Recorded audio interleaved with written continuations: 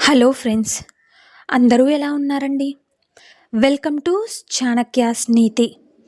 నేను సింహం లాంటి వాడిని. నాతో పెట్టుకుంటే నామరూపాలు లేకుండా పోతావు. ఇటువంటి మాటలన్నీ మనలో చాలామంది చెబుతూ ఉంటారు. కానీ సింహంలా బ్రతకడం అనుకున్నంత ఈజీ ఏం కాదు. మాటల్లో సింహంతో పోల్చుకున్నంత మాత్రాన చేతల్లో సింహాలుగా మారడం అసాధ్యం. ఎందుకు అంటే అడవిలో వేగంగా పరిగెత్తే జంతువు చిరుత, అన్నిటికంటే బలమైన జంతువు ఏనుగు, అందమైన జీవి నెమలి. ఈ లక్షణాల్లో ఏ ఒక్కదానిలోనూ సింహం మొదటి స్థానంలో లేకపోయినా అడవిలో అదే రారాజు. ఎందుకో చెప్పనా? సింహానికి భయం అంటే ఏంటో తెలియదు. తనకంటే ఎన్నో రెట్లు ఆకారంతో పెద్దదైన ఏనుగుని సైతం వెంటాడి వేటాడుతుంది సింహం. ఒక్కసారి వేటాడాలని నిర్ణయించుకుంటే ఓటమిని ఏమాత్రం కూడా అంగీకరించదని తత్వం. తన ఆకలి తన పక్క నుంచి వెళ్ళే కుందేలు పిల్లను కూడా వేటాడని రాజసం సింహానికి మాత్రమే సొంతం. ఆకలి వేస్తేనే తను తింటుంది, లేదంటే తను ఏ క్రూర జంతువైనా ఏ సాధు జంతువైనా కూడా తన పక్కనే ఉన్నా వేటాడకుండా ఉంటుంది. నిజమే కదండి? తనేంటో మాటలతో కాకుండా చేతలతో చూపించే లక్షణం. ఇవే సింహానికి అడవిని శాసించే మృగరాజు హోదాను కలిగించాయి. మిగిలిన జంతువుల దృష్టిలో అంతులేని వెలుగును కల్పించాయి. నువ్వు కూడా అలాగే జీవించడానికి ప్రయత్నించు. ఇక ప్రాణం పోయినా రాజసం తగ్గకుండా, నీ తత్వం మారకుండా జీవించు. ఎదురుగా ఎంత సమస్య ఉన్నా ధైర్యంగా ఎదుర్కోవడానికి సిద్ధంగా ఉండు. నీ మనసులో ఎప్పుడూ కూడా భయాన్ని రానివ్వవద్దు. అదే నీ చుట్టూ ఉన్నవారిలో నిన్ను గొప్పవాడిగా నిలబెడుతుంది. నీ విలువను ఆకాశమంత ఎత్తుకు చేరుస్తుంది. జీవితంలో నువ్వు వెళ్ళే మార్గం నచ్చలేదంటే వెంటనే దాన్ని వదిలేసి నీకు నచ్చిన మార్గంలో ప్రయాణం మొదలుపెట్టు. అంతేకాని నలుగురు నవ్వుతారేమో, ఇంట్లో 100 అంటారేమో, మరొకటి ఇలా ఉంటుందేమో అని ఎప్పుడూ కూడా ఆగిపోవద్దు. ముందు కొందరు నవ్వినా నువ్వేంటన్నది, నువ్వేం చెయ్యగలవో తెలిసిన రోజు అందరూ కూడా నీ దగ్గరికి వస్తారు. అయినా నువ్వు చేసేది నిన్ను చూసి నవ్వే వాళ్ళ కోసం కాదు. అలా నవ్వేవాళ్ళు నీ వాళ్ళు కాదు. అయినా ఒక్కటి చెప్తాను, గుర్తుంచుకోండి. చెప్పేవాడు చేరదీస్తాడా? అనేవాడు ఆదుకుంటాడా? నచ్చని దారిలో నడుస్తూ ఎక్కువ కాలాన్ని వృధా చేయకండి. నచ్చింది చేసి అంతే గెలుస్తావు. లేదంటే ఒక పాఠం నేర్చుకుని 10 మందికి చెప్పేవాడిగా అవుతావు. అర్థమైంది కదండి? మనం రోజు ఇంట్లో అమ్మను చూస్తూ ఉంటాము, అలాగే తోబొట్టువును కూడా చూస్తూ ఉంటాము, తోటి అమ్మాయిల్ని కూడా చూస్తుంటాము. అందరూ స్త్రీలే అయినా వారిలో ఒక్కొక్కరిపైన అభిప్రాయం ఒక్కోలా ఉంటుంది. కానీ జ్ఞానులు మాత్రం స్త్రీని వేరుగా చూస్తారు. ఈ సృష్టిలో పురుషుడు పరమశివుడైతే స్త్రీ ప్రకృతి. అయితే ఈ భూమి మీద స్త్రీ అందరికీ ఒకేలా కనిపించదు. ఆమెను చూసే దృష్టిని బట్టి ప్రతి ఒక్కరికి వేరువేరుగా కనిపిస్తుంది. తల్లికి తను మరో రూపంలో కనిపిస్తుంది. తండ్రికి తన ప్రేమను ప్రతిరూపంలా ప్రదర్శిస్తుంది. భర్తకు తన కోరికను తీర్చే మోహినిలా కనిపిస్తుంది. ఇక పిల్లలకు ఆకలి తీర్చే దేవతలా కనిపిస్తుంది. తోటి స్త్రీకి తనను మించిన అందగత్తెలా కనిపిస్తుంది. అయితే ఈ దివ్య జ్ఞానంతో నిండిన వ్యక్తులతో మాత్రం స్త్రీ అనేది చర్మపు దుప్పటి కప్పుకున్న ఎముకల గూడిలా కనిపిస్తుంది.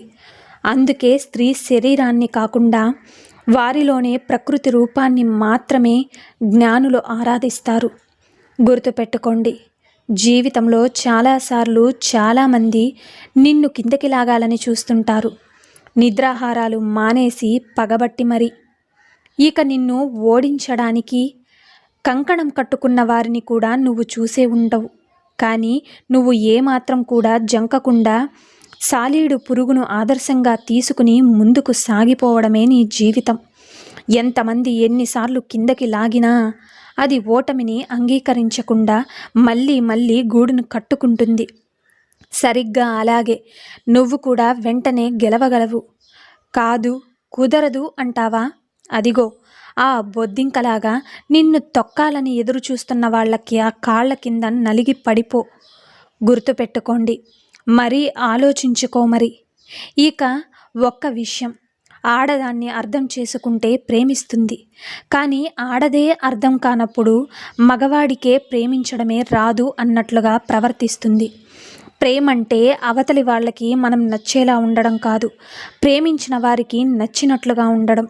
మనకు నచ్చినట్లుగా ఉంటే అది మన ప్రేమ, కానీ అవతలి వారి మీద నచ్చినట్టు ఉంటే అది అవతలి వారి మీద మనకున్న ప్రేమ. అయినా మగాడికి ఆడదాన్ని అర్థం చేసుకోవడం ఎప్పటికీ రాదు.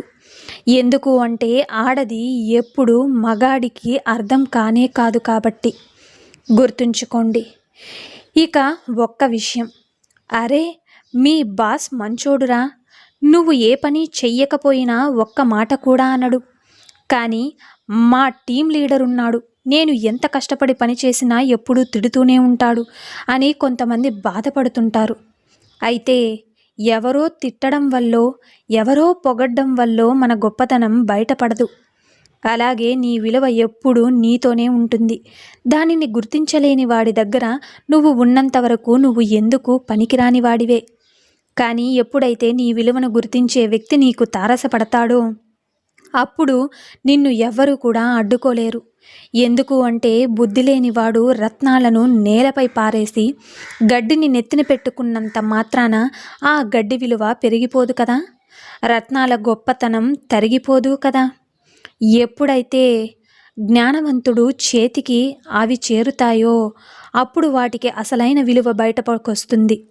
అలాగే నీ గొప్పతనం ఎవరు ఇచ్చే ప్రశంసలపైన, ఎవరో చేసే విమర్శలపైన ఆధారపడి ఉండదు.